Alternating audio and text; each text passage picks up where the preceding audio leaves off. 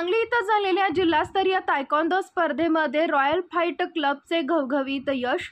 सांगली इथं जिल्हास्तरीय तायक्वांदो स्पर्धा पार पडल्या। या स्पर्धेत अनेक संघांनी सहभाग घेतला होता। या स्पर्धेत मिरजेतील रॉयल फाइट क्लबनं चषक पटकावून स्पर्धेवर नाव कोरले।